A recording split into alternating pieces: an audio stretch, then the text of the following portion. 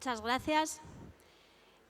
Mi nombre es Virginia Ruiz, soy profesora de los talleres de creación literaria de la Universidad Popular. Acompaño a Enrique Martínez Lozano, al que la gran mayoría de personas que estáis aquí seguro que ya conocéis. Él ha dedicado gran parte de su vida a acompañar a otras personas, psicológica y espiritualmente. Estoy un poco nerviosa. Creo que habla en italiano o algo así. No sé.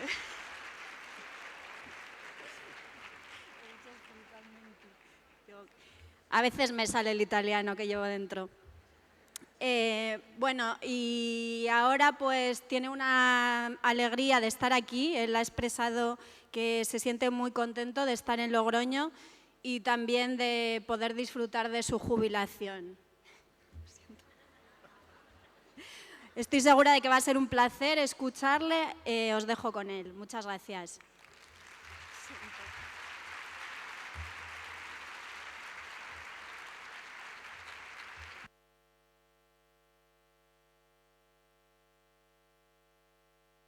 Muchas gracias, Virginia. Y me gustaría empezar felicitando a la Universidad Popular de Logroño y a todos los organizadores y organizadoras de este foro de espiritualidad que llega ya a su 11ª edición y es todo un logro. Y felicitarlos también por el tema elegido, la alegría de ser, que me parece muy interesante. Gracias también a ellos y a ellas por invitarme a participar en él, ya después de tantos años, y gracias a cada uno de vosotros y de vosotras por vuestra presencia. Y si me permitís también, yo sé que esto no es habitual, pero me gustaría hacer presente a un buen amigo de Pamplona que deseaba haber estado aquí con nosotros, como en tantos años anteriores, pero justo ha tenido un problema de salud muy delicado. Ezequiel es un buen amigo y se halla a la espera de una intervención quirúrgica esta misma semana, así que Ezequiel, desde aquí, también mi aprecio, mi apoyo y todo el ánimo. Gracias, digo, a vosotros y vosotras por vuestra presencia y vuestra confianza, porque esto es lo que hace posible también que estos foros se vayan sucediendo. El foro que gira en torno a la alegría de ser, como nos introducía Miguel ya en la charla de esta mañana, y en el que a mí me toca hablar de cuidar la alegría, cómo cuidar la alegría. Pero hace unos días recibí una sugerencia de Ana María de las Heras, la coordinadora de todo este foro, que me pedía que mi charla fuera lo más experiencial posible, es decir, que hablara de mi experiencia en torno a la alegría y cómo cuidarla. Y como yo a Ana María la quiero mucho, llevamos años trabajando juntos y todavía en algún momento estamos trabajando juntos y sé que tiene buen criterio, pues decidí hacerle caso y aquí me tenéis.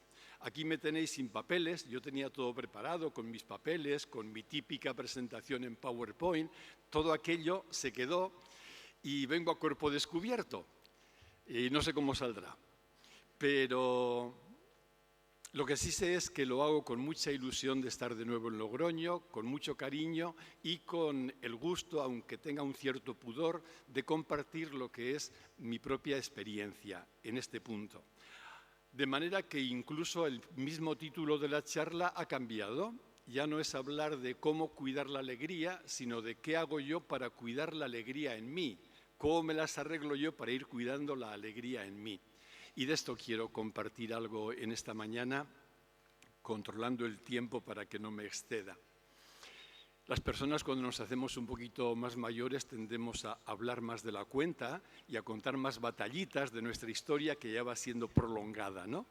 Espero no extenderme y poder compartir lo que me parece más nuclear.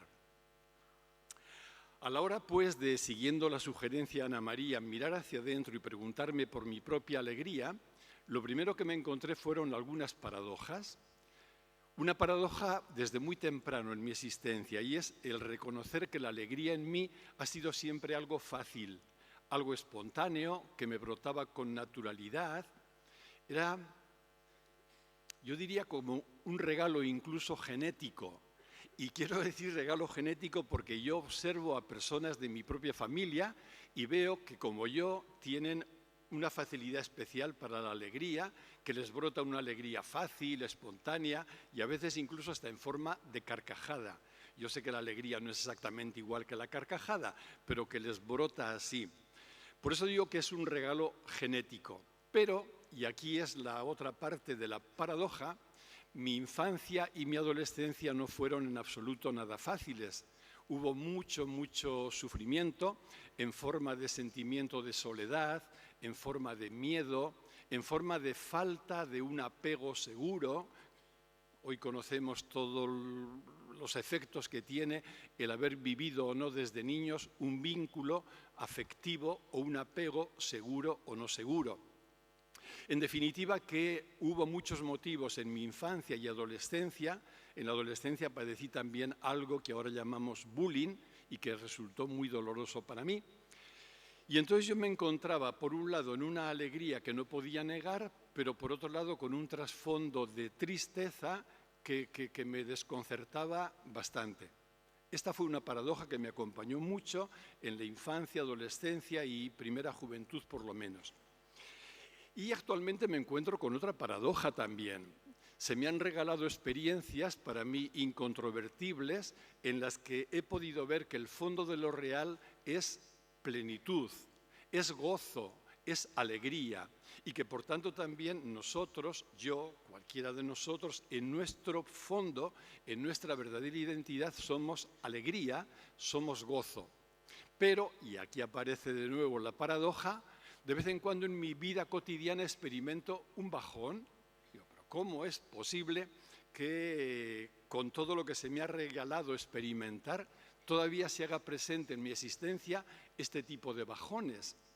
Y como gracias a todo el trabajo hecho durante años de psicoterapia conozco un poquito mi mundo interior, me doy cuenta de que lo que ocurre en esos bajones es que se hace presente un material psíquico que ya es conocido, que ha sido incluso trabajado terapéuticamente, pero que sin embargo sigue ahí y de vez en cuando se activa con toda la carga de peso, de lastre que conlleva. Es cierto que gracias a todo el trabajo realizado ahora puedo como resituarme con mucha mayor rapidez, pero el bajón sigue estando ahí.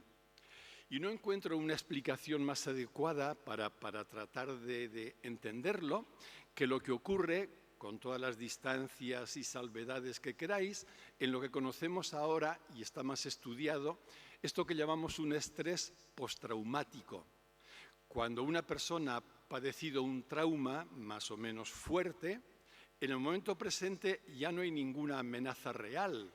Y sin embargo, cuando aparece alguna circunstancia que sirve de detonante, algún estímulo, se activa aquello padecido en el momento de la experiencia justamente del trauma y de pronto experimenta los mismos síntomas que vivió entonces, hasta el punto de pensar que hoy está viva la amenaza que en aquel momento provocó esas consecuencias.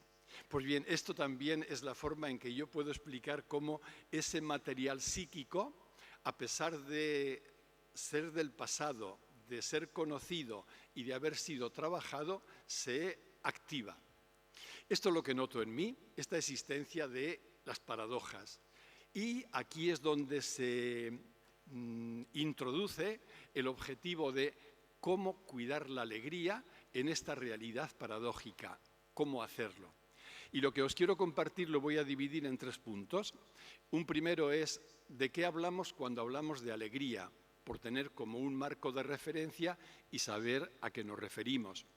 En un segundo punto me centraré en tratar de comprender por qué desconectamos tan fácilmente de la alegría, sobre todo si partimos de la consciencia clara de que la alegría no es algo que tenemos o algo que podemos alcanzar, sino que alegría es lo que somos. Pues bien, si lo somos, ¿por qué desconectamos con tanta facilidad? Y finalmente, un tercer punto, donde sería lógicamente el núcleo más específico de la charla, cómo reconectar con la alegría en nosotros, es decir, cómo cuidarla. Pero si me permitís todavía, antes de empezar con el primer punto, querría traer una imagen o una metáfora, si preferís, que me brota espontánea, siempre me viene en cuanto hablo de la alegría o me detengo en la alegría. Es la imagen de la planta y de la flor. Imaginad una planta que está bien cuidada, tiene buena tierra, tiene agua, temperatura adecuada, luz, incluso nutrientes que la alimentan. Esta planta, si no tiene ninguna piedra, ninguna losa encima que la aplaste, florece de manera espontánea, de manera natural. No tiene que hacer un esfuerzo, no tiene que cerrar los puños, ¿no?, metafóricamente hablando, para que dentro de ella surja esa flor. No, brota con espontaneidad. Pues bien, según esta metáfora, la planta sería símbolo de la vida y la flor sería símbolo de la alegría de vivir. Del mismo modo que la planta y la flor en realidad son una misma cosa, no puede funcionar, no puede estar la una sin la otra, la alegría de vivir siempre está unida a la propia vida. De modo que cuando nuestra vida está bien cuidada, o ha estado bien cuidada desde la infancia, es decir, cuando un niño se siente reconocido, se siente amado, siente que tiene un espacio propio, se siente vivo en definitiva, junto con su vida fluye de manera espontánea la alegría de vivir, de modo que podemos decir, sentir la vida y sentir la alegría de vivir es la misma cosa, a no ser que haya una losa, algo que bloquee la expansión de la alegría de vivir o que la esté aplastando, ¿no?, o que la esté cegando. Pero donde hay vida, una vida cuidada, que sin una losa que la aplaste, habrá siempre alegría de vivir. Y esto me recuerda una frase de un filósofo francés que vivió a caballo del siglo XIX y siglo XX, me refiero a Henri Bergson, que es una frase que aplicada a la alegría me encanta también. Este hombre decía, la alegría es la señal inequívoca de que la vida triunfa. Siempre que hay vitalidad, siempre que la vida se expresa en alegría de vivir. Esto significa que estando en contacto, en conexión con lo que somos, mejor dicho, que cuando somos experimentaremos gozo, experimentaremos alegría y de una forma espontánea porque la alegría brota de ser. ¿Qué ocurre entonces cuando no conectamos con la alegría? ¿Qué ocurre cuando estamos alejados de la alegría? Pues lo que ocurre es que estamos alejados de ser. Nos hemos perdido, seguramente en algún vericueto, recoveco de nuestra mente pensante. Sabéis que la mente pensante con mucha frecuencia es una fábrica de preocupaciones y ahí nos hemos quedado perdidos, ¿no?, en algún laberinto creado por la propia mente, nos hemos alejado de ser, hemos desconectado de ser y al desconectar de lo que somos, también hemos desconectado de la alegría y de la alegría de vivir. Y ahora sí, referirnos a las tres cuestiones a las que he nombrado ahora.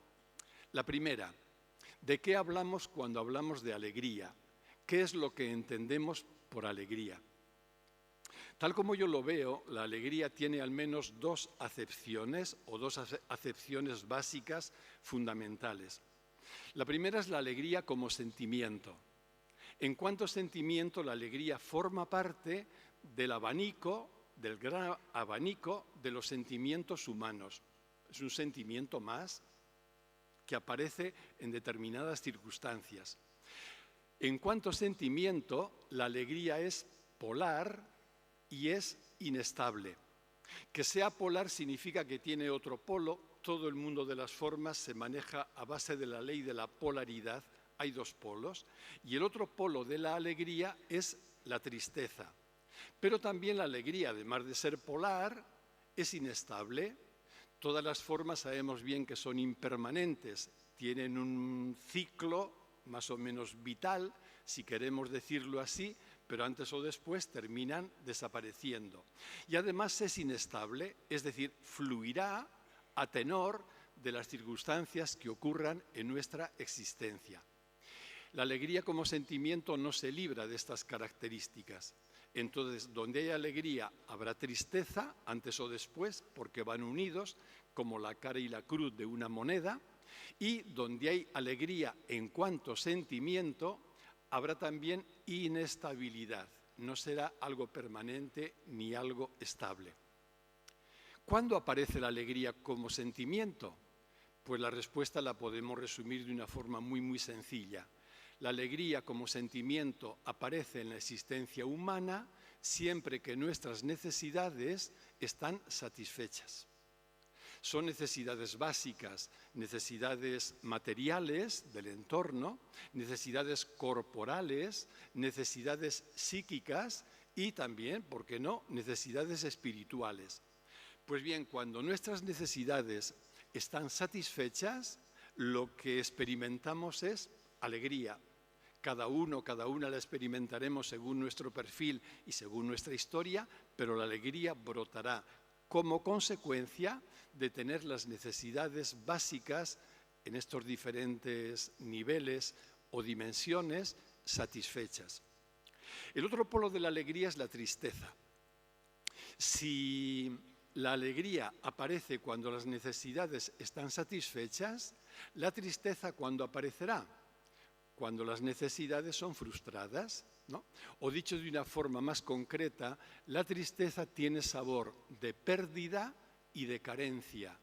Cuando yo pierdo algo que para mí es más o menos valioso, sentiré tristeza. Cuando yo vivo con una carencia que me duele de una manera u otra, experimentaré también tristeza. Entonces, alegría y tristeza son dos sentimientos polares que se alternan según lo que la persona va sintiendo. Sin embargo, el término alegría tiene una segunda acepción y entendemos en esta segunda acepción la alegría no como un sentimiento, sino como un estado de ser. Y aquí es donde a mí personalmente me gusta escribir la alegría con mayúscula, porque hablamos ya de algo bien diferente del sentimiento puntual. ¿Qué significa que la alegría sea un estado de ser? Significa reconocer, con otras palabras, que el fondo de lo real es plenitud. Y hablar de que el fondo de lo real es plenitud es lo mismo que decir que el fondo de lo real es alegría, es gozo. No me refiero a la euforia ni a la carcajada que puntualmente puedan aparecer, evidentemente, ¿no? No, me refiero a esa alegría como fondo permanente, estable, que es uno con esa dimensión profunda de lo real. De modo más sencillo, aplicándolo a nosotros mismos también. La alegría no es algo que tenemos, la alegría es algo que somos. Y esto tiene muchísimas consecuencias, porque si alegría no es algo que tengo, lo puedo tener si entiendo en la primera acepción como un sentimiento. Pero en cuanto a estado de ser, si la alegría no es algo que tengo, tampoco es algo que deba conseguir, sino que sencillamente lo que tengo que hacer con ella es reconocer, caer en la cuenta de lo que soy. ¿Soy alegría? Todo se reduce a eso, a reconocerlo, a caer en la cuenta, en definitiva, a comprenderlo. A comprender que en mi verdadera identidad soy alegría. Esto es lo que significa que sea un estado de ser. Por tanto, nombrar la alegría como estado de ser significa decir, con otras palabras, que la alegría es otro nombre de nuestra identidad profunda. Lo que somos es alegría, somos gozo. Luego en nuestra existencia cotidiana habrá podido pasar de todo. Lo habremos olvidado, lo habremos ignorado, habrá quedado oculta e incluso bloqueada por experiencias muy tristes, muy dolorosas y sobre todo por falta de comprensión de lo que somos. Pero nada de eso, absolutamente nada de eso, niega que de fondo somos alegría, somos gozo y que esa alegría está siempre disponible.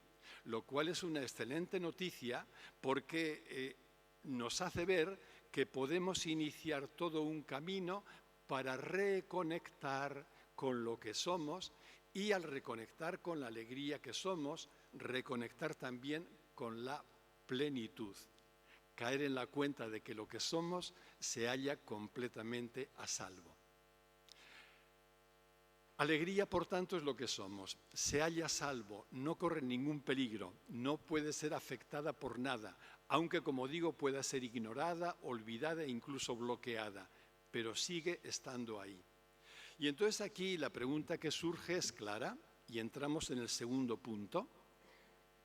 Si la alegría constituye nada menos que nuestra identidad, si lo que somos en profundidad es alegría, es gozo, ¿por qué desconectamos tan fácilmente de ella? ¿Qué nos lleva a desconectar de la alegría que somos? Porque en definitiva, desconectar de la alegría que somos es desconectar de nuestro ser, si queremos usar un término más filosófico, ¿no? Es desconectar de nuestra identidad. Y entonces cuando quedamos dislocados, estamos desconectados, estamos dislocados y eso forzosamente conduce siempre al sufrimiento. ¿Por qué desconectamos con tanta facilidad? Pues a mi modo de ver, el primer punto a rescatar es que con frecuencia y en determinadas circunstancias vivir no es fácil y mantener la alegría no es fácil, no es fácil. Yo recuerdo, estoy teniendo presente todo el rato a Ana María y la vocecita de Ana María que me dijo que sea algo experiencial. Bueno, no voy a hacer teoría filosófica sobre la alegría ni sobre la desconexión, pero ¿por qué vivir a veces no es fácil? A mí me llevaron al seminario cuando tenía 10 años y estaba en aquel seminario, lo pasé fatal. Un sentimiento de soledad, de angustia, lejos de casa, lejos de lo conocido. Yo me veía como un enano, 10 añitos, en un montón de tipos que yo consideraba entonces como gigantes también, en una sensación de aislamiento y soledad enormes, ¿no? Pues bien, en aquel ambiente nos sacaban por la mañana, el primer acto que hacíamos era al salir de la cama, creo que eran las 7 si no recuerdo mal, que para un niño es una madrugada grande, y nos llevaban en silencio y en fila hasta la capilla. Y en la capilla el cura de turno nos hacía o nos ayudaba a entrar en lo que él llamaba un tiempo de oración. Y había un cura con el que luego traté ya siendo una persona adulta, un hombre bueno, y que siempre tenía una característica, porque ellos se debían turnar por semanas, ¿no? Y la semana que le tocaba a él siempre empezaba aquel tiempo de encuentro a las 7 de la mañana diciendo, bueno, vamos a empezar dando gracias, y vamos a dar gracias por la vida. Pues yo hubiera salido corriendo, porque si algo no tenía ganas yo era de dar gracias por la vida, porque para mí la vida entonces era insoportable. Imaginad para un niño de 10 años cargado con sentimientos de soledad, de tristeza, de angustia, de separación de la familia, de no conectar y de incluso estar padeciendo ya esto que llamamos bullying, encima da gracias por la vida. Pues como que no. Entonces entiendo que puede haber muchos motivos que nos hacen ver la vida como difícil y por tanto nos hace muy difícil sostener la alegría de vivir. ¿Cuáles pueden ser estas dificultades? Pues voy a nombrar algunas. Una dificultad es, o la experimentamos, cuando no están resueltas nuestras necesidades básicas, evidentemente. Pueden ser necesidades de tipo económico. ¿Cuántas personas están padeciendo, por ejemplo, esta última crisis económica en la que nos vemos inmersos? Situaciones económicas que tantas personas hacen que lo vivan con agobio. Y ya no solo por una crisis puntual, sino personas que están viviendo la pobreza extrema de una manera crónica durante años y años, ¿no? Por no hablar de lo que es también el conjunto del planeta y situaciones de tantísima desigualdad. Bien, situaciones económicas, pero no solo ella, situaciones sanitarias. Estamos asistiendo a toda esta protesta de los profesionales de la salud reclamando una salud pública un poco más digna, ¿no? Para ellos y para los usuarios, los pacientes. pero también necesidades de tipo laboral, personas que no logran encontrar trabajo, un trabajo digno, situaciones de problemas de tipo social, de tipo político incluso.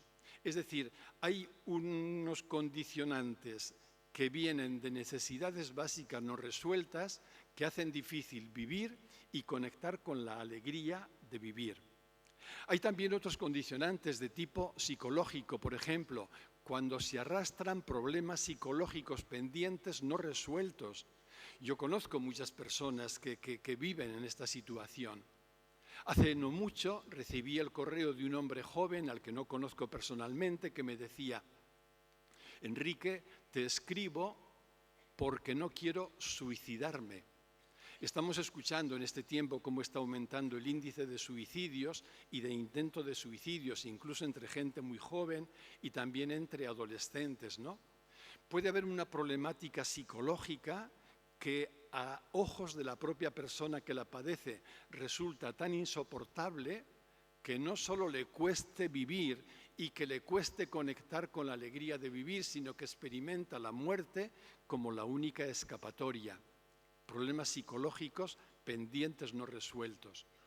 Hay también más obstáculos o dificultades, por ejemplo, cuando estamos encerrados en una mente, en lo que llamamos mente pensante, una mente que cavila, que rumia. Sabemos que la mente construye escenarios con frecuencia fantasmagóricos que nos llenan de pánico, de miedo, cuando no de terror, y que nos pintan todo oscuro. Esta mente que dramatiza nuestras situaciones, en definitiva, que nos introduce en un escenario, repito, de mucho miedo y por tanto también de impotencia y por tanto también de tristeza. Sabéis que, os lo diría en forma de aviso, cuidado donde mantenemos la atención, porque lo que existe para nosotros con más fuerza prioritaria es aquello donde mantenemos la atención. Aquello de donde quitamos la atención deja de existir, y esto lo podemos comprobar cada uno y cada una de nosotros. Entonces, si yo tengo la atención de una manera continuada en preocupaciones, en problemas y encima rumio sobre ellos, no es extraño que me aleje de la sensación de vida y también de la alegría de vivir. Y finalmente, otro obstáculo grande para experimentar la alegría de vivir y la vida es la ignorancia acerca de lo que somos. Volveré sobre ello. Pero claro, cuando yo soy ignorante de lo que realmente soy, la ignorancia es sinónimo de oscuridad. Me pierdo en un mundo confuso y ahí no puede haber nada más que sufrimiento. Totalmente alejado de lo que soy en profundidad, por tanto, alejado de la comprensión de lo que somos y también haciendo imposible la alegría de vivir. Sin embargo, esta es la buena noticia, nada de esto, nada de estas dificultades ni de estos obstáculos niegan la verdad de fondo. Seguimos siendo alegría. En nuestra identidad profunda seguimos siendo gozo. Yo sé que esto suena duro y tengo amigos que me lo reprochan cuando me escuchan hablar así. Suena duro y difícil de asumir por alguien que está condicionado por algo de esto que acabo de mencionar. Pero sin embargo, aunque haya circunstancias que impidan verlo, esto no niega que sea verdad. En lo que somos en profundidad somos gozo, somos alegría. Y de nuevo podemos volver a preguntarnos, ¿y qué nos llevó a desconectar de ello? Es decir, no solo cuáles son los obstáculos o dificultades que nos hacen no fácil conectar con ese fondo. ¿Cuáles fueron los motivos que vivimos que nos hicieron desconectar, quizá desde muy temprano en nuestra existencia, de la realidad de alegría, de gozo que somos? Pues yo aquí nombraría como tres factores. En primer lugar, las experiencias dolorosas vividas. Y aquí añadid, conociendo vuestra propia historia, todo aquello que en nuestra infancia fue más o menos traumático, que no hizo falta que fuera ningún trauma especial, pero aquellas circunstancias de mi infancia donde yo pues no me sentí visto, no me sentí reconocido, no me sentí amado, no sentí que hubiera un lugar para mí, no sentí que era motivo de alegría para las personas importantes para mí. Todas aquellas heridas, por llamarlas así, psíquicas de nuestra infancia, todas aquellas sensaciones de carencias más o menos importantes que un niño pequeñito vivió, nos fueron hundiendo más o menos en un sentimiento de tristeza. Es decir, nos hicieron desconectar de la vida, nos quedamos apenas sobreviviendo y nos desconectaron, por tanto, también de la alegría de vivir. Este es un factor que nos llevó a desconectar. Un segundo factor es lo que conocemos con el término modelaje. Y cuando hablo de modelaje, habría que tener en cuenta como dos términos que lo explican un poquito mejor. Uno es la imitación y el otro es la lealtad infantil. Y lo explico brevemente. Sabéis que el niño pequeñito es fundamentalmente un imitador y tiende a imitar a papá, a mamá, a las personas significativas para él, yo creo que en un mecanismo también de conseguir mayor seguridad. Yo imito a mi padre, al que aparte de admirar, creo que si lo imito es como que me estoy granjeando su simpatía o su amor, y al granjearme su amor fortalezco mi propia sensación de seguridad. Esta historia de la imitación es tan potente que os voy a contar una anécdota breve, espero no pasarme. Yo viví 11 años en Argentina y en uno de aquellos años una pareja amiga mía, que no tenían hijos, adoptaron un chiquito, un bebé. Era un bebé del norte de Argentina, de una tribu indígena, ¿no? Con rasgos bien netos de indio. Y lo trajeron y fue muy bien todo el proceso de adaptación de los padres al niño adoptado y a la inversa. Pasaron los años, este niño creció, se hizo adolescente y un buen día vinieron unos conocidos de este matrimonio adoptante, vinieron de Italia, de donde procedían también esta pareja, este matrimonio. Hacía muchísimo que no se veían. Y entonces cuando llegaron, vieron a aquel niño y lo primero que dijo el amigo que venía de Italia, ¿cómo se parece a ti? Y os lo juro que es cierto. Hace poco fuimos con Ana, hace unos años, a Argentina y justo vimos a aquella familia. Parece que los niños hasta ejercen como un juego muscular para que sus músculos, su rostro, termine imitando el rostro de papá o de mamá. Hasta ese extremo viven la imitación también. ¿Qué quiere decir esto? Quiere decir que cuando crecemos en un ambiente triste, apesadumbrado, vamos a imitar también esto. Y entonces podemos desconectar de la alegría porque crecemos en un ambiente no alegre. Esto influye mucho. Y el otro término que explica un poquito esto que nombro como modelaje es la lealtad. El niño es sumamente leal a las figuras significativas, afectivamente significativas para él. Entonces, esta lealtad infantil hacia papá, mamá, pero cualquier otra persona cercana es muy notable. Por ejemplo, cuando un niño percibe a su mamá sufriendo por el motivo que sea, el niño no se permitirá estar alegre, no se permitirá estar feliz, porque eso le parecerá una deslealtad manifiesta hacia ella. Y aquí también tenemos un factor que puede explicar por qué desconectamos fácilmente de la alegría. Decía al principio que para mí la alegría es un regalo genético. Sin embargo, no es menos cierto que yo de niño padecí, y lo descubrí más tarde en un trabajo psicoanalítico prolongado, el luto que mi madre tuvo que vivir, un luto rompedor para ella, cuando la hermanita que me seguía a mí murió siendo una bebé. Mi madre aquello supuso pues todo lo que puede suponer la pérdida de un bebé apenas recién nacido. Cuando yo vi a mi madre vestida de negro, como se vivía el luto antes, y llorando y triste por todo, yo no podía pensar como niño todo lo que estaba motivando la tristeza de mi madre. Yo, por un lado, me sentí culpable de que mi madre estaba así, creyendo que era yo el causante de que estuviera, pero al mismo tiempo yo no podría permitirme estar alegre viendo a mi madre como estaba.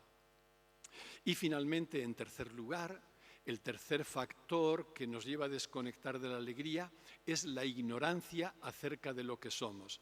Y aquí nos estamos refiriendo ya a algo que tiene que ver con nuestra dimensión profunda o dimensión espiritual. Es decir, cuando yo no comprendo realmente lo que soy, lo que somos en profundidad, como decía antes, me veo perdido en una oscuridad completa. ¿Cómo voy a poder reconocerme en la vida? ¿Y cómo voy a poder conectar con la alegría de vivir cuando ni siquiera sé qué soy? Cuando vivo a merced en altibajos de lo que me ocurre. En definitiva, hablando metafóricamente, cuando estoy lejos de casa, ¿cómo podría entonces sentir que soy vida? ¿Cómo podría entonces favorecer en mí y simplemente reconocer la alegría de vivir? Todo esto es lo que nos ocurre. ¿Y cuáles son las consecuencias de estas raíces que nos desconectan de la alegría? ¿Qué efectos producen? Pues yo creo que, entre otras cosas, nos introducen en unos sesgos, unas tendencias, unas formas de vivir que luego se convierten también en fuente de mayor sufrimiento y mayor problema. No hago nada más que enunciarlos algunos de estos sesgos que en principio podemos vivirlos como mecanismos de defensa, pero que siempre terminan volviéndose en contra nosotros. Por ejemplo, un sentimiento de inseguridad afectiva, un sentimiento de soledad entendida como aislamiento, un sentimiento de miedo, de desconfianza, de ansiedad, que significa hambre de afecto, hambre de aquello que no tuve. Sentimiento de egocentrismo como una forma de protegerme y de encerrarme en mí mismo, de narcisismo, de culpabilidad. El niño que sufre se siente culpable de sentirse mal, de indignidad, de perfeccionismo y sobreexigencia para tratar de demostrar que valgo la pena, ¿no?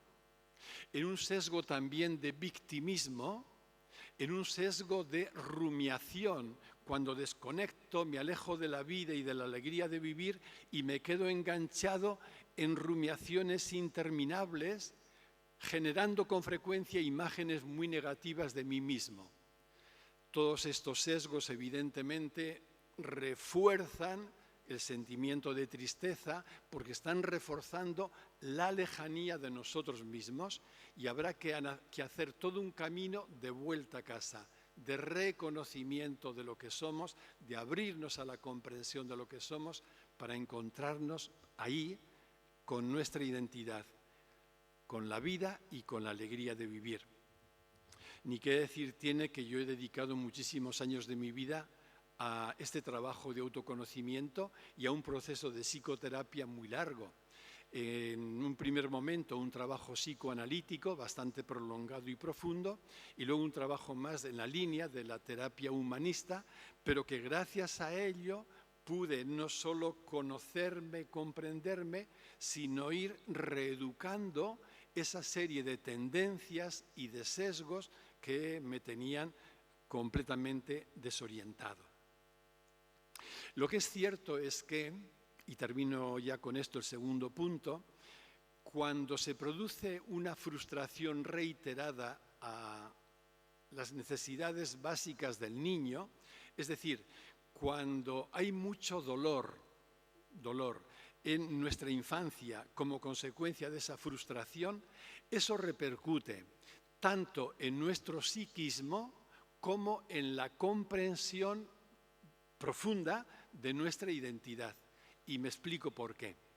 Claro que repercute en nuestro psiquismo, porque si yo padezco la carencia de una presencia, ¿no?, que me pueda reafirmar en lo que soy, si yo sufro una herida psicológica porque no me siento reconocido, porque me siento ignorado, porque siento que no hay lugar para mí, no digamos nada si experimento maltrato, si experimento abusos, etc. Cuando eso ocurre, mi psiquismo queda alterado. Queda alterado, todo se me va a empezar a confundir y voy a poner en marcha mecanismos de defensa para tratar de sobrevivir, pero mecanismos de defensa que se revelarán totalmente disfuncionales y que por tanto se convertirán en fuente de sufrimientos futuros, manteniéndome ahí en un laberinto también de nuevo de confusión. Pero estas heridas psicológicas o carencias afectivas no solo afectan a nuestro psiquismo, que se siente removido, alterado y tocado, ¿no?, sino que afectan también a la comprensión de lo que somos, porque fácilmente nos desconectan de ello. Y lo voy a poner con un ejemplo, y un ejemplo mío también. Cuando hay sufrimiento psíquico, hay una herida psicológica importante o hay una carencia afectiva importante, forzosamente va a haber una sensación de, un sentimiento de ansiedad. Ansiedad, digo, significa en psicología hambre, hambre de algo, hambre de afecto fundamentalmente. Y cuando aparece esta ansiedad, eso trastoca por completo todo lo que es la vivencia del niño, de la persona, y la altera. Yo padecí la ansiedad con muchísima fuerza durante la infancia, la adolescencia y la juventud, sin llegar a entender el motivo de la misma. Entonces, cuando una persona padece mucha ansiedad o el nivel de la ansiedad en ella es muy elevado, cuando esta persona oye, como yo oí en aquellos años, a alguien que te dice, en el fondo todo está bien, en el fondo somos plenitud, ya me contaréis vosotros, vosotras, cómo yo puedo pensar que soy plenitud cuando estoy sintiendo una ansiedad que me devora. ¿Qué significa esto? Significa que la problemática psicológica desde niños, las heridas psicológicas, no solo alteran nuestro psiquismo, sino que tienen una consecuencia, a mi modo de ver, todavía más grave, y es que nos desconectan de la verdad de lo que somos. Es decir, nos mantienen ahí identificados con el sufrimiento y las secuelas del sufrimiento, en este caso con la ansiedad, y desconectamos de la verdad, la bondad y la belleza que somos. En definitiva, por decirlo con una palabra, desconectamos de la vida. ¿Y sabéis lo primero que ocurre cuando desconectamos con la vida? Por lo que me ocurría a mí, que cuando te dicen, vamos a dar gracias por la vida, y dices, por aquí. No das gracias por la vida de ninguna forma. ¿Por qué?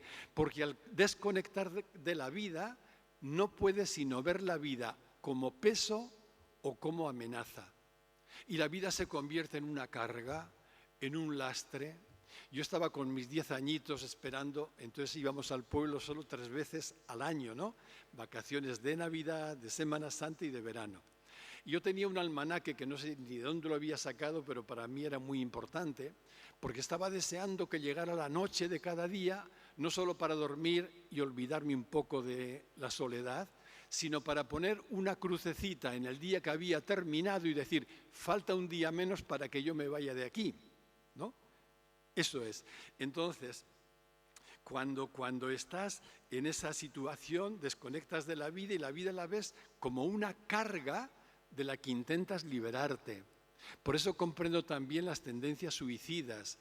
Por eso comprendo también cuando hay una persona que por lo vivido cree no encontrar otra salida nada más que liberarse de la vida experimentada como una carga que le resulta insoportable. O peor todavía, vemos la vida cuando desconectamos de ella no solo carga, sino como amenaza. Y cuando sientes la vida como amenaza no te queda otra sino ponerte a la defensiva y estás ahí lleno de miedo porque no sabes por dónde te va a llegar el próximo palo. Fijaos el cambio que se ha producido aquí, que es tremendamente dramático. Hemos pasado de sentir que somos vida, hemos olvidado, hemos ignorado, desconocemos por completo que vida es lo que somos, que constituye nuestra identidad, para verla como algo que tenemos y que percibimos como carga o como amenaza. ¿Cómo no va a ser prácticamente imposible experimentar alegría? Estamos bloqueando por completo la alegría debido a esta comprensión. Y esto es nuestra tragedia. Ahí estamos cuando desconectamos de la vida.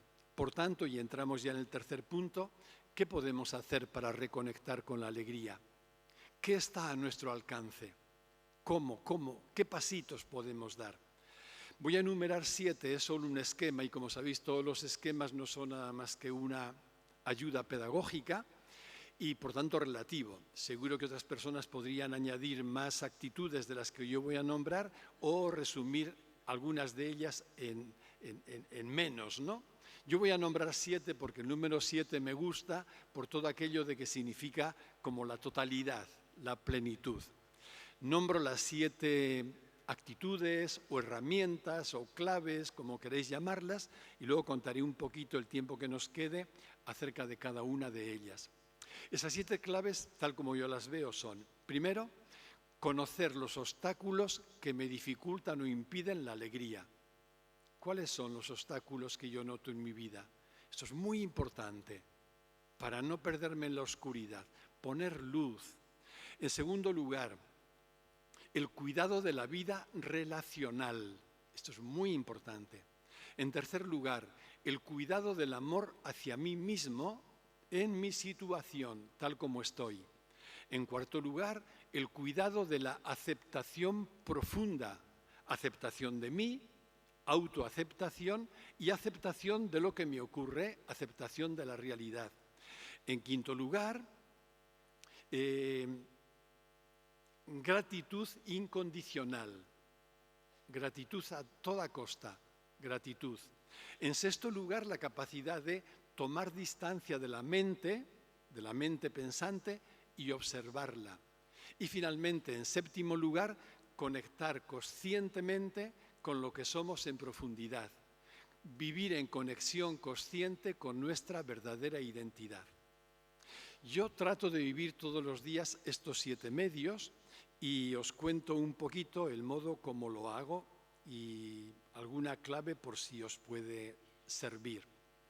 Lógicamente, cuando uno habla de su experiencia, no tenéis que hacer absolutamente caso a lo que la persona dice, sino que si al escucharla notéis que en vosotros o en vosotras algo resuena, algo produce eco, a eso hay que prestar atención.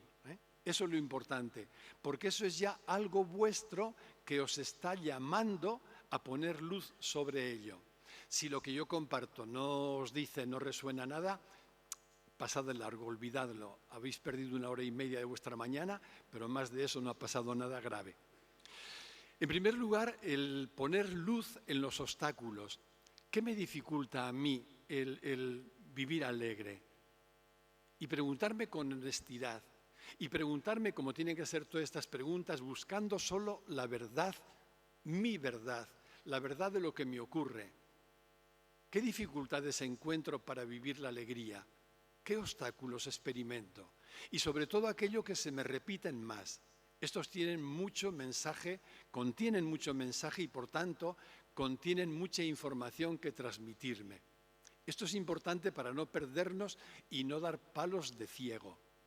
En segundo lugar, es cuidar la vida relacional.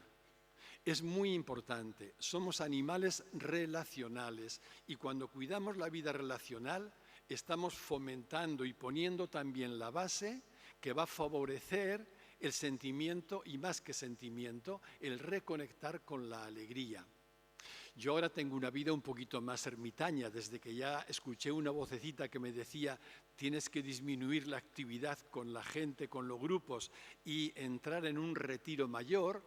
Ahora mi vida casi es de monje, tanto no, monástica, pero sí que me doy cuenta del beneficio, porque no interesa tampoco que las relaciones sean muy abundantes. No tienes que tener un ejército de relaciones.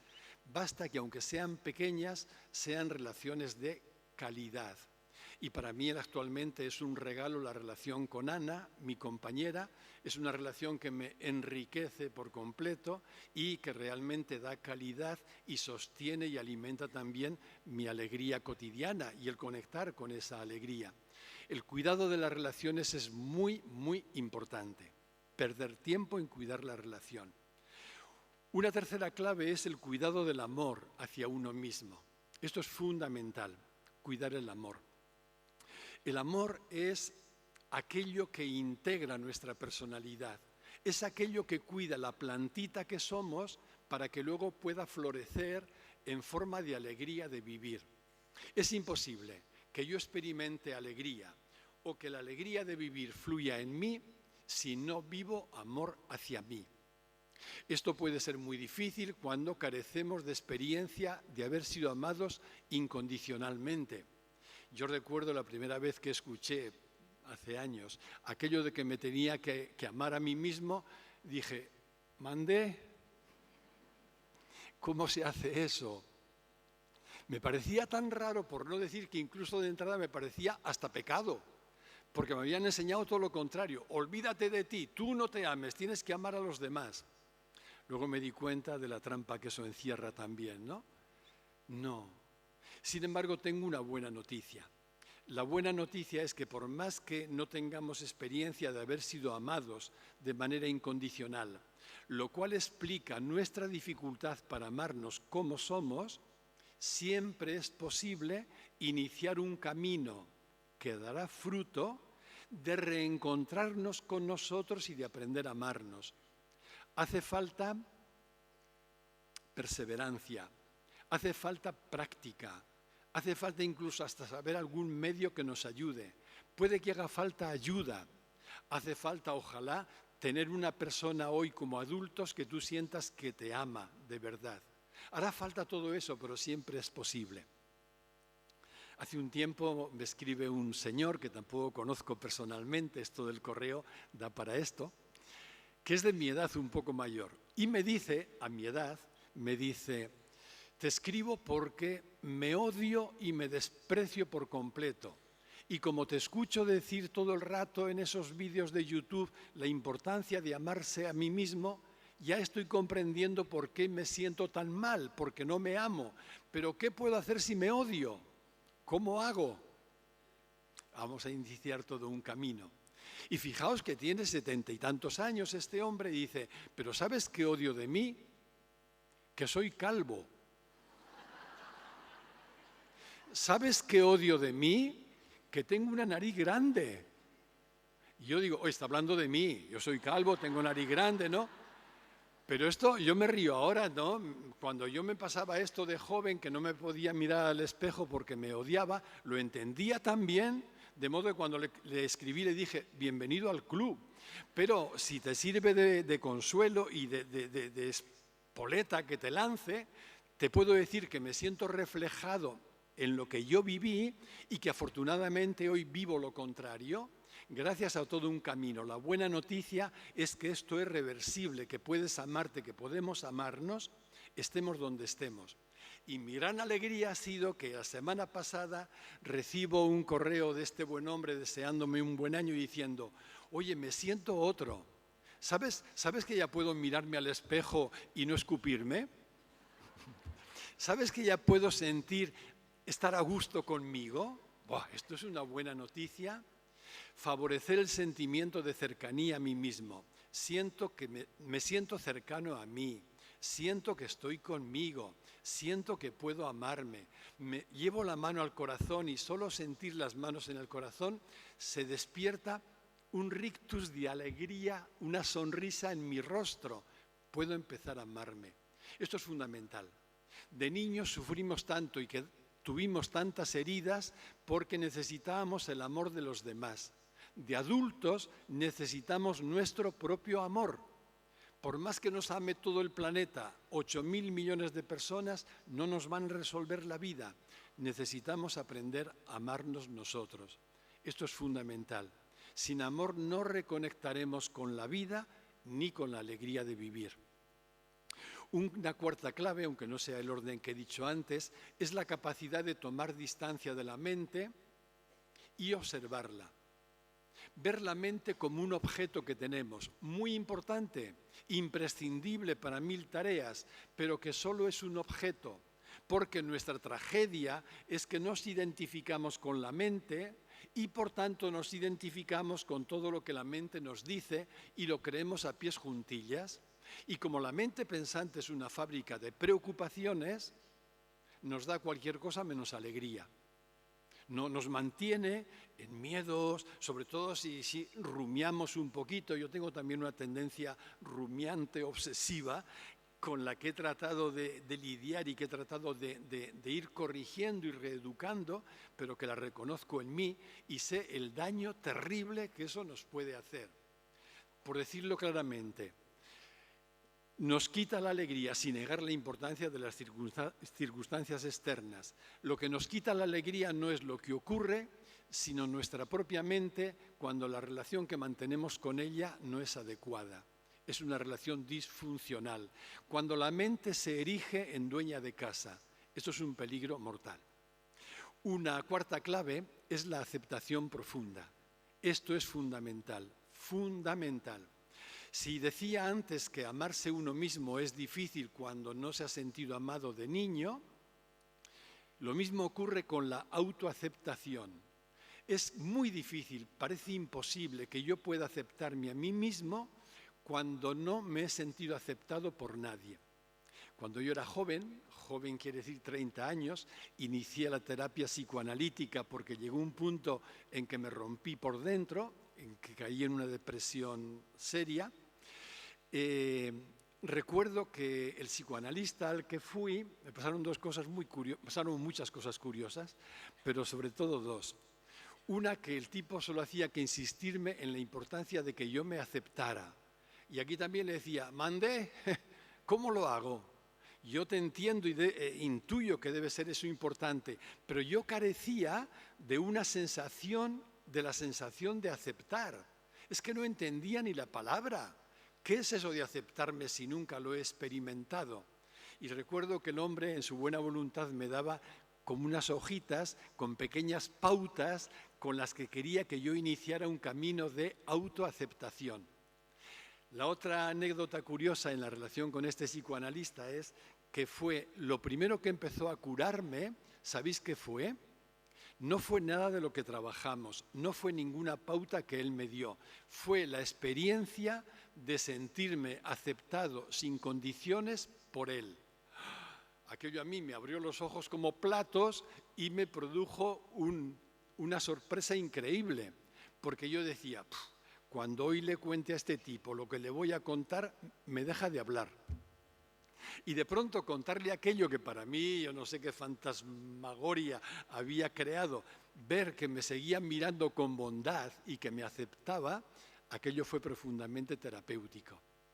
La aceptación profunda de uno mismo y la aceptación de la realidad es también un modo eficaz para reconectar con la vida y con la alegría de vivir.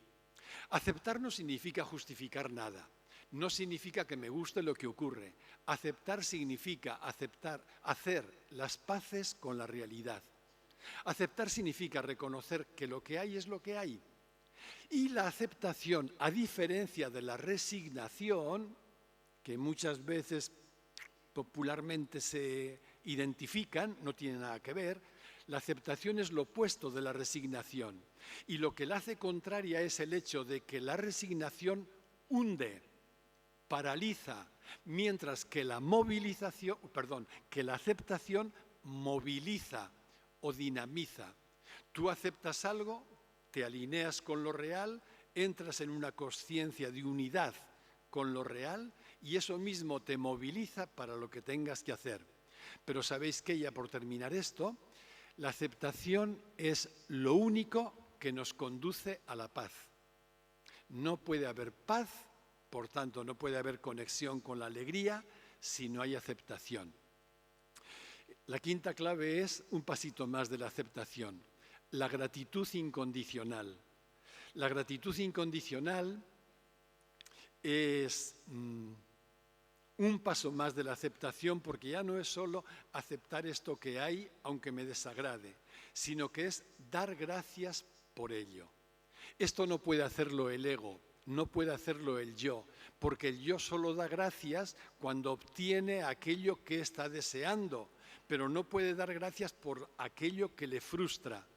Entonces la gratitud nace de otro lugar, por eso, y no puedo entretenerme más en los beneficios de la gratitud, pero la gratitud, el gran regalo que nos aporta es que nos conduce a otro lugar. ¿Y cuál es ese otro lugar? El lugar de nuestra verdadera identidad. Y esto lo podéis experimentar.